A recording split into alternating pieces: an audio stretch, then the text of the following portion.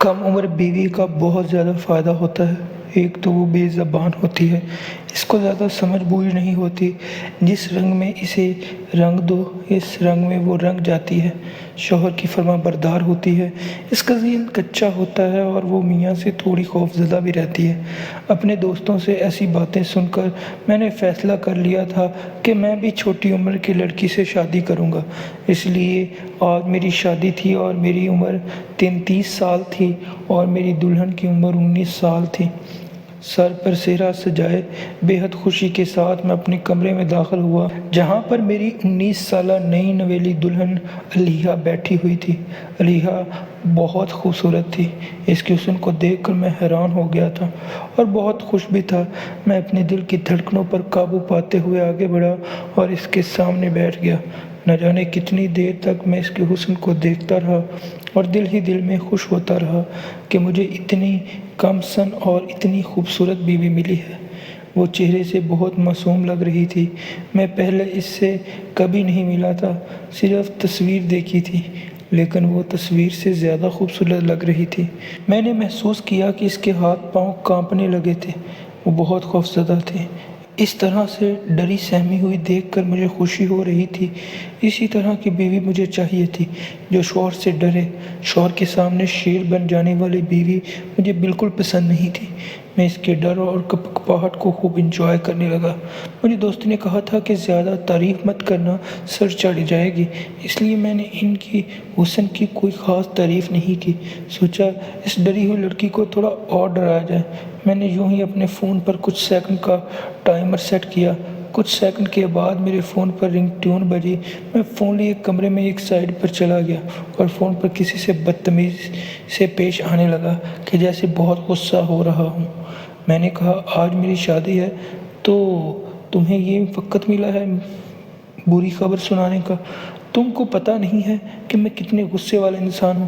مجھے لوگوں کا بک بک کرنا بالکل بھی پسند نہیں ہے، اور جب مجھے غصہ آ جائے تو پھر میں یہ نہیں دیکھتا کہ میرے سامنے کون ہے۔ جو انسان مجھ سے اپنی خیر چاہتا ہے وہ میرے سامنے جواب نہیں دے پاتا، اور تمہاری اتنی ہمت کہ تم مجھے باتیں سنا رہے ہو۔ میں تمہیں کل آ کر ٹھیک کرتا ہوں، سیدھا نوکری سے نکال دوں گا، کیونکہ غلطی کی میرے پاس معافی نہیں ہے۔ جو باتیں میں اپنی بیوی کو سنانا چاہتا تھا وہ ساری میں نے فون پر کسی اور کو سنا کر دراصل اپنی بیوی علیحہ کے کانوں میں ڈال دی۔ میں نے اس کو منہ دکھائی کی انگوٹھی دی تھی تو اس نے میرے ہاتھ سے لے کر سامنے رکھ دی۔ مجھے اس کی یہ بات بہت بری لگی۔ میں نے اس سے کہا کہ اسے پہن لو۔ اس نے کہا انگوٹھیاں پسند نہیں۔ اس کی بات سن کر مجھے کافی غصہ آ گیا تھا، لیکن میں اس حسین لمحوں کو غصے کی نظر نہیں کرنا چاہتا تھا۔ میں نے اس کا ہاتھ اپنے ہاتھوں میں لینا چاہا تو وہاں پر کچھ ایسا ہوا جس کی میں بالکل بھی امید نہیں کر رہا تھا، کیونکہ یہ تو کچھ زیادہ ہی ہو گیا تھا۔ میری بیوی نے اچانک سے ایسا چہرہ بنایا کہ جیسے بہت گرمی لگ رہی ہے۔ اس نے ایک ہاتھ سے اشارہ کیا جیسے وہ بہت تکلیف میں ہے، اور وہ خوف کے مارے ہی پل بھر میں بے ہوش ہو گئی۔ اس کو بے ہوش دیکھ کر میں بہت پریشان ہو گیا کہ اب کیا کروں، کیونکہ اگر میں نے باہر جا کر سب کو بتایا کہ دلہن شادی کی پہلی رات ہی بے ہوش ہو گئی تھی، سب لوگ اس بات کا کتنا غلط مطلب لیں گے اور میری کتنی بدنامی ہوگی۔ میں کسی سے نظریں ملانے کے لائق نہیں رہوں گا۔ اپنے ٹائم میں اس نے اسے ہوش میں لانے کی بھرپور کوشش کی، اس کے منہ پر پانی کے چھینٹے مارے، اسے جھنجھوڑ کر ہوش میں لانے کی کوشش کی۔ جب وہ ہوش میں نہیں آئی تو میں پریشانی سے کمرے کے اندر ہی چکر کاٹنے لگا اور سوچنے لگا کہ اب کیا کروں، کس سے کہوں۔ میرے والدین تو پہلے ہی بڑی عمر کی لڑکی لانا چاہ رہے تھے تاکہ وہ گھر کا سارا کام سنبھال سکیں، سارا کام خوش اسلوبی سے انجام دے۔ میری والدہ کا کہنا تھا کہ ایک 19 سالہ لڑکی بھلا کیا کام کرے گی۔ میری والدہ نے کہا کہ انہیں ایسی بہو چاہیے جو کہ بہت سگڑ ہو اور سارا گھر سنبھالے۔ سارے گھر والوں کی مخالفت کر کے میں نے صرف اپنی مرضی کی اور اسی لڑکی سے شادی کی۔ اگر میں کہوں گا کہ وہ بے ہوش ہو گئی ہے تو سب میرا مذاق اڑائیں گے کہ کم عمر لڑکی سے شادی کرو گے تو یہی ہوگا نا۔ جب پورا 1 گھنٹہ گزرنے کے بعد بھی وہ ہوش میں نہ آئی تو میں نے اپنے دوست کو فون کر کے ساری صورتحال سے آگاہ کیا تو وہ آگے سے ہنسنے لگا اور ہنس ہنس کر لوٹ پوٹ ہو گیا۔ اس کی ہنسی مجھے مزید غصہ دلانے لگی۔ میں نے اس سے کہا کہ یہ ہنسنے کا یا مذاق اڑانے کا وقت نہیں ہے، مجھے اس کی مدد کی ضرورت ہے۔ میں گھر والوں میں سے کسی کو کچھ نہیں بتانا چاہتا، بس کسی طرح وہ ہوش میں آ جائے۔ مجھے دسمبر کی سردی میں ٹھنڈے پسینے آ رہے تھے۔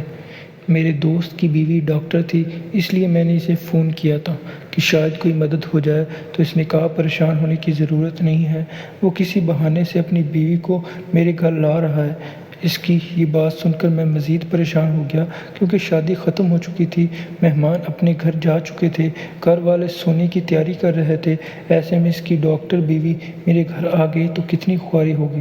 میں جو اسے مدد کی درخواست کر بیٹھا تھا، ایسا لگ رہا تھا کہ یہ بات میرے گلے پڑے گی اور فائدے کی بجائے الٹا نقصان ہونے والا ہے۔ میں نے اسے صاف منع کر دیا کہ اپنی بیوی کو یہاں مت لانا، بلا وجہ میری خواری ہوگی، مجھ سے سوال و جواب ہوگا۔ اس نے کہا کہ ٹھیک ہے، پریشان ہونے کی ضرورت نہیں ہے، وہ فون پر ہی میری بات اپنی بیوی سے کرائے گا۔ تو یہ بات مجھے اچھی لگی اور میں نے اس کی بیوی سے بات کی اور اسے ہوش میں لانے کی ترکیب پوچھی۔ اس نے مجھے کہا کہ اس کے پیروں کے تالوں پر مالش کرو اور اس پر کمبل کروا دو کیونکہ سردی ہے، اس طرح سے اسے گرمائش ملے گی اور شاید وہ ہوش میں آ جائے گی۔ میں یہی سب کر رہا تھا لیکن میں بہت پریشان بھی تھا۔ میں نے سب کچھ کر لیا لیکن پھر بھی اسے ہوش نہیں آ رہا تھا۔ میرا دوست پیچھے سے ہنس رہا تھا اور اس کی بیوی مجھے طریقے بتا رہی تھی۔ میں نے اچانک سے کہہ دیا کہ اس کو ہوش آ گیا ہے، آپ کا بہت شکریہ، کیونکہ میں اس صورتحال سے بہت تنگ ہو رہا تھا۔ انہوں نے کہا کہ چلو ٹھیک ہے، اب سکون سے سو جاؤ۔ دراصل میری بیوی ہوش میں نہیں آئی تھی، مجھے سمجھ نہیں آ رہا تھا کہ میں کروں تو کروں کیا، کیونکہ اتنی دیر تک بے ہوش رہنے بھی ٹھیک نہیں تھا۔ پریشانی میں ادھر ادھر چکر کاٹ رہا تھا جب سائڈ ٹیبل کے کنارے پر مجھے کچھ چمکتا ہوا نظر آیا۔ میں نے دیکھا تو میرے قدموں تلے زمین نکل گئی کیونکہ یہ تو نیند کی دوا تھی اور اس کی دوا کا تھوڑا سا سفید رنگ سائڈ ٹیبل پر پڑے گلاس میں نظر آ رہا تھا۔ اس کا مطلب میری بیوی نے خود بے ہوشی کی دوا کھائی تھی اور ظاہر تھا کہ دوا کو اثر کرنے میں تھوڑا وقت لگا ہوگا۔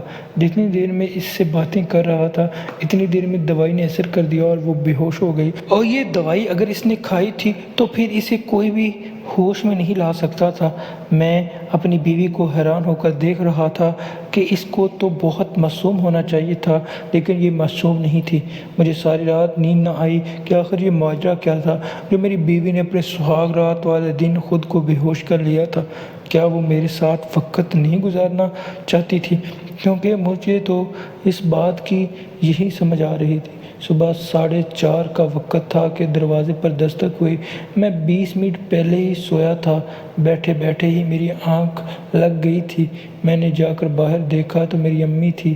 اس وقت ان کا کیا کام تھا؟ ہمارے گھر میں تو کوئی اتنی جلدی نہیں جاگتا تھا اور آج ولیمہ بھی نہیں تھا کیونکہ ہم نے ویسے ایک دن کا وقفہ رکھا تھا تاکہ سب اچھے سے آرام کر سکیں۔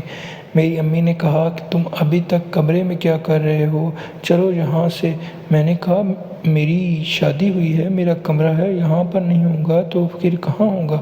امی نے کہا جس دن شادی ہوتی ہے اس سے اگلے دن دلہے اور دلہن زیادہ دیر کمرے میں نہیں رہتے، صبح صبح کمرے سے جانا ہوتا ہے، نہیں تو برا سمجھا جاتا ہے۔ میں نے کہا ٹھیک ہے، چلیں چلتے ہیں۔ انہوں نے کہا کہ نہیں تم جاؤ، مجھے دلہن سے کوئی کام ہے۔ میں نے کہا آپ کو کیا کام ہو سکتا ہے؟ جو بھی کام ہے وہ بعد میں کر لیجیے گا، وہ سو رہی ہے۔ میں نہیں چاہتا تھا کہ میری ماں کو پتہ چلے کہ میری بیوی بے ہوش ہو چکی تھی کیونکہ انہوں نے یہی سمجھا تھا کہ وہ میری وجہ سے بے ہوش ہوئی ہے۔ میری ماں نے کہا کہ پاگل، شادی تو نے کروا لی ہے لیکن باریک باتوں کو نہیں سمجھتا۔ مجھے دلہن سے ایک بات پوچھنی ہے، میں وہی پوچھنے جا رہی ہوں۔ اپنی پسند سے لڑکی لائے ہو، خاندان کی لڑکی ہوتی تو یہ سب کرنے کی ضرورت نہیں ہوتی۔ خاندان کی لڑکی کا پتہ ہوتا ہے کہ وہ کس طرح پلی بڑھی ہے کیونکہ وہ آپ کی آنکھوں کے سامنے ہوتی ہے، لیکن خاندان سے باہر سے لڑکی لائے ہو تو پتہ تو کرنا پڑے گا نا ٹھیک بھی ہے یا نہیں۔ اتنا تو میں بچہ نہیں تھا، مجھے میری ماں کی بات سمجھ آ گئی تھی، لیکن جب وہ پہلے ہی بے ہوش ہو گئی تو بھلا اس بات کی کیا तो बनती थी। मैंने अपनी माँ को बहुत बहाने लगाए कि मेरे साथ चलें, मैंने कपड़े बदलने हैं, मुझे पता नहीं है मेरे कपड़े कहाँ पड़े हैं, मुझे बहुत भूख लगी है, मुझे नाश्ता बना दे। लेकिन ये सारे बहाने मेरी माँ को शक में मुबतला कर गए। मेरी माँ ने मुझे एक तरफ धक्का दिया और अंदर चली गई। अब मैं कमरे के बाहर ऐसे खड़ा था जैसे ऑपरेशन थिएटर के बाहर बंदा खड़ा होता है और इसे पता होता है कि कोई बुरी खबर मिलने वाली है। थोड़ी देर बाद मेरी माँ बाहर आई तो मुझे हैरान होकर देखने लगी और अचानक से मेरे कंधे पर थपके देकर कहा कि मुबारक हो, तुम्हारी बीवी ठीक है। मेरे कदमों तले से ज़मीन निकल गई कि भला अम्मी को ये सब कैसे पता चल गया। कि फ़ौरन वापस कमरे में भागा और जाकर देखा तो सामने का मंजर देखकर मेरी भी हैरान और परेशान रह गया। मेरी बीवी के कपड़ों पर खून लगा था, जिसे देखकर मेरी माँ तो मुतमिन हो गई थी, लेकिन मेरा तो चैन बर्बाद हो गया था। समझ नहीं आ रहा था कि आखिर ये सब हुआ कैसे। मेरी बीवी थोड़ा बहुत हिल रही थी, इसका मतलब इसे होश आने वाला था। मैं इसकी शक्ल नहीं देखना चाहता था, बहुत गुस्से में आ गया था, इसलिए मैं कमरे से चला गया। पूरे दिन मैंने इसे बुलाया नहीं और रात को आकर भी सुकून से अपने कमरे में सो गया। घर में यही बातें हो रही थी कि दोनों खुश हैं, लड़की बहुत अच्छी है, हमारा फैसला गलत नहीं था। वलीमा भी खैर से गुजर गया और रात को जब मैं कमरे में दाखिल हुआ तो मेरी बीवी ने मुझे कहा कि आपके लिए खाना लगा देती हूँ। अम्मी ने कहा था कि हम दोनों साथ खाना खा लें। मैंने कहा कि साथ खाना खाने की क्या ज़रूरत है, बाहर खाना लगा दो, मैं बाहर आ जाता हूँ। तो मेरी बीवी ने कहा कि नहीं, अम्मी कह रही थी साथ खाना खाने से मोहब्बत बढ़ती है। मैंने अपनी बीवी की तरफ देखा कि मोहब्बत, मेरे सामने मोहब्बत की बात ही ना करो तुम, मुझे धोखा दिया है। मैं तो तुम्हें बहुत मासूम समझता था, लेकिन इस मासूम शक्ल के पीछे इतना बड़ा राज था, मैं सोच भी नहीं सकता था। समझ नहीं आ रहा कि तुम्हारा करूं क्या, क्योंकि अब तुम्हारे साथ मेरी इज्जत का सवाल है। तुम्हें घर में रखना मेरी मजबूरी बन गई है, लेकिन तुम मेरे दिल में कभी भी नहीं दाखिल हो पाओगी। मैंने तुम्हारे बारे में क्या क्या ख्वाब सजा रखे थे कि तुमने मेरी सारी उम्मीदों पर पानी फेर दिया। हमारे बीच तो कुछ भी नहीं हुआ, फिर वो सबूत घर वालों को दिखाकर सबकी नज़रों में अच्छी कैसे बन गई। कैसे दिखाया तुमने वो सबूत, सब क्या माजरा था इसके पीछे। और शादी की पहली रात क्यों बेहोश हो गई थी कि मेरी शक्ल नहीं देखना चाहती थी। इस कदर नफ़रत करती हो मुझसे। शादी की पहली रात तुमने बेहोशी की दवा खा ली ताकि मैं तुम्हारे करीब ना आ सकूं। बोलो किससे वफ़ाएं निभा रही हो तुम, जो अभी तक तुम्हारे दिल से नहीं निकला। मेरी बीवी फूट फूट कर रोने लगी और कहने लगी कि ऐसी कोई बात नहीं है, मेरी बात एक दफ़ा बात सुन ले। मैंने कहा हाँ बोलो क्या बात है। तो वो आगे से खामोश हो गई, कहने लगी कि मैं आपको नहीं बता सकती, मुझे बहुत शर्म आ रही है। तुम्हें शर्म की पड़ी है तो शर्माती रहो और मैं कुछ और सोच लूँगा। अजीब लड़की थी, बार बार कहती थी कि मेरी बात सुने, लेकिन फिर भी बोलती नहीं थी। मैं तो इससे तंग आ गया था। शादियों में कुछ रिश्तेदार ऐसे भी आते हैं जो शादी होने के बाद भी घर में ही रुक जाते हैं। ऐसी ही रिश्तेदार मेरे घर में रुकी हुई थी, एक मेरी फूफो और एक मेरी चाची। रोज़ मेरी बीवी को देखती, मेरी बीवी के कपड़े पर खून लगा होता। आपस में हंस हंस कर बातें करती और कहती कि तुम्हारा बेटा तो लगता है बहुत खुश है तुम्हारी बहू के साथ। मेरी माँ भी बड़े फ़ख्र से सर उठाकर कहती हाँ ऐसा ही है। सारे लोग मुझे खुशकिस्मत समझते थे। ऐसी बातें वैसे तो एक खुला राज होती हैं, कोई किसी के सामने मुंह पर तो नहीं करता, लेकिन पता सबको होता है। सब लोग मुझे खुश समझ रहे थे, लेकिन असल हकीकत तो मैं जानता था कि मैंने अपनी बीवी को अभी तक हाथ भी ना लगाया था। मेरी बीवी रोज़ रात को बच्चों की तरह रोती। जब मैं इससे कुछ पूछना था तो मुझे बताती नहीं, बलाखिर मुझे इस पर गुस्सा आ जाता और मैं इसे मज़ीद डांटने लगता।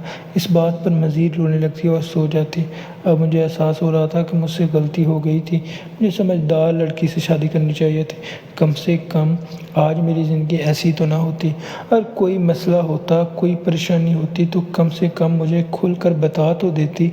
अब तो मेरे यहाँ तक सोचने पर मजबूर हो गया था कि अम्मी को सब कुछ बता दूँ ताकि वही इससे पूछें कि इसका मसला क्या है।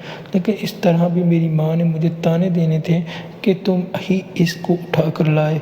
और मेरी माँ सबके सामने जो सर उठाकर चल रही थी, इसका वो सर झुक जाना था। लेकिन सोचा कि जो होता है होता रहे, रोती है तो रोती रहे, मैं अपना काम कर देता हूँ।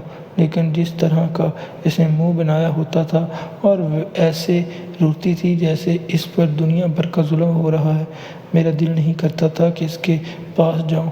میں نے یہ معاملہ کسی اور کا معاملہ کہہ کر ایک ایسے شخص سے ڈسکس کیا، وہ نہ تو میرا رشتہ دار تھا اور نہ ہی میرا دوست تھا، تاکہ وہ مجھے جج نہ کرے۔ اس نے کہا کہ کچھ عورتیں بہت معصوم ہوتی ہیں، ان کو پتہ بھی نہیں ہوتا کسی بات کا، تو جس کی بھی تم بات کر رہے ہو اسے کہو کہ اپنی بیوی سے پیار اور محبت سے بات کرے۔ پیار اور محبت سے بات کرنے کا بھی مجھے کوئی فائدہ نہیں ہو رہا تھا، لیکن پھر بھی مجھے اس سے بات تو کرنی تھی۔ ایک دن میں نے اپنے پاس بٹھایا اور پوچھا کہ تم نے شادی کی رات کو خود کو بے ہوش کیوں کر لیا تھا؟ اس نے مجھے ایک نہایت عجیب بات بتائی۔ اس نے کہا کہ میں نہیں چاہتی تھی کہ آپ میرے پاس آئیں، نہیں تو آپ کو مجھ سے نفرت ہو جاتی۔ میں نے کہا مجھے تمہارے پاس آنے سے تم سے نفرت کیسے ہو سکتی ہے؟ تم میری بیوی ہو، ہم لوگ جتنا قریب آئیں گے ہمیں اتنا ہی ایک دوسرے سے محبت ہوگی، نفرت کیسے ہو سکتی ہے؟ اس نے مجھے کہا کہ میرا ایک بہت بڑا راز ہے، میرے گھر والوں کو آپ کے گھر والوں کے ساتھ ایسا دھوکہ نہیں کرنا چاہیے تھا، ان کو آپ کو یہ بات بہت پہلے بتا دینی چاہیے تھی، لیکن انہوں نے ایسا کچھ نہیں کیا۔ اگر آپ سمجھ رہے ہیں کہ میری زندگی میں کوئی اور شخص ہے تو ایسا بالکل بھی نہیں ہے، میں خود ہی اپنے لیے کافی ہوں، خود ہی اپنے لیے مصیبت بنتی ہوں، میں خود ہی ایک چلتی پھرتی مصیبت ہوں۔ جب میری بیوی نے کہا کہ زندگی میں اور کوئی مرد نہیں ہے تو مجھے اس قدر تسلی مل گئی۔ میں نے کہا تم سچ کہہ رہی ہو؟ اس نے کہا کہ ہاں ایسا ہی ہے، بلکہ مجھے تو شادی کرنی ہی نہیں چاہیے تھی، لیکن اب اس کی بات مزید الجھا رہی تھی۔ میں نے کہا کہ دیکھو تمہارے ساتھ جو بھی مسئلہ ہے صاف صاف ایک ہی سانس میں مجھے سب کچھ بتا دو۔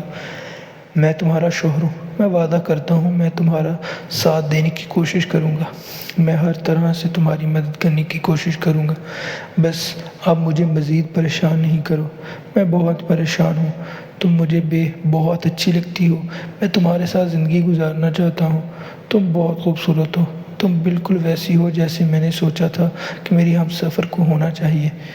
میری ان باتوں سے اس کو بھی مطمئن کیا اور پھر اس نے مجھے ایک ایسی بات بتائی کہ میرے قدموں تلے سے زمین نکل گئی۔ اس نے کہا مجھے ایک بیماری ہے، ایک ایسی بیماری جو اکثر عورتوں کو ہوتی ہے، اور نرس نے پہلے ہی کہہ دیا تھا کہ اس بیماری کے رہتے میں شادی شدہ زندگی کے لیے مناسب نہیں ہوں اور نہ ہی میری اولاد ہوگی، لیکن میرے ماں باپ نے لالچ میں آ کر مجھے اپنے سر سے اتارنے کی خاطر آپ سے میری شادی کروا دی۔ میری بیوی بیمار تھی اور اسے ایک بہت ہی خطرناک بیماری تھی، ایسی بیماری جو مجھے نہیں لگ سکتی تھی لیکن اس کے لیے وہ بہت خطرناک تھی۔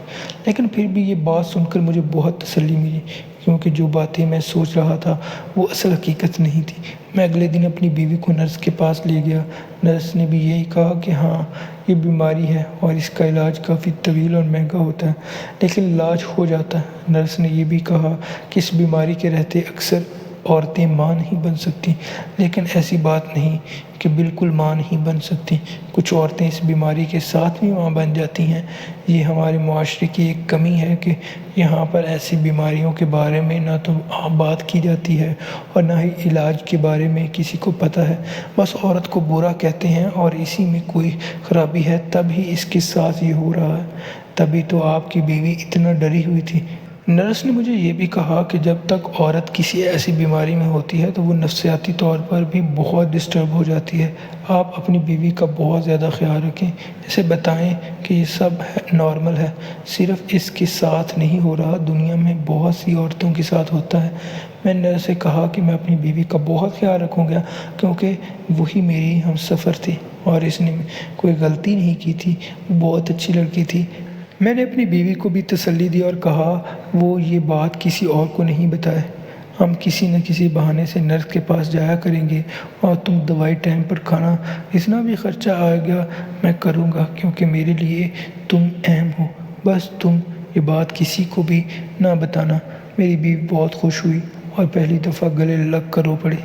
مجھے احساس ہوا کہ وہ میری ذمہ داری ہے اور میں نے اس کا خیال رکھنا ہے۔ میں نے اپنی بیوی کا علاج شروع کروایا اور ساتھ اس کا بہت خیال رکھا۔ اس کی بیماری میں کمی آنے لگی اور اس بیماری کے رہتے ہمیں یہ پتہ چلا کہ وہ امید سے ہے۔ اس کے لیے 9 ماہ بہت مشکل تھے، ہم لوگوں نے بہت سی چیزوں پر ایک دوسرے کا ساتھ دیا۔ مجھے اس کا ضرورت سے زیادہ خیال رکھنا پڑا، لیکن میں نے یہ سب کچھ کیا اور پھر اللہ نے ہمیں ایک پیارا سا بیٹا بھی دے دیا۔ میری بیوی کی بیماری ختم ہو گئی۔ آخر میں یہی کہنا چاہوں گا کہ ہر بار غلطی عورت کی نہیں ہوتی، کبھی کبھی عورت غلطی میں نہیں بلکہ ایک مسئلے میں پھنسی ہوتی ہے اور اس کو مدد کی ضرورت ہوتی ہے، اور ایک عورت کا محافظ مرد ہے، اسے اس کے لیے بنایا گیا ہے کہ مرد اس کے ہر معاملے میں خیال رکھے اور اس کی مدد کرے۔ اگر آپ کو یہ کہانی اچھی لگی تو چینل کو سبسکرائب کرنا ہرگز مت بھولیے گا اور کمنٹ باکس میں اپنی رائے سے ہمیں آگاہ کیجیے۔ ملتے ہیں نیکسٹ ویڈیو میں۔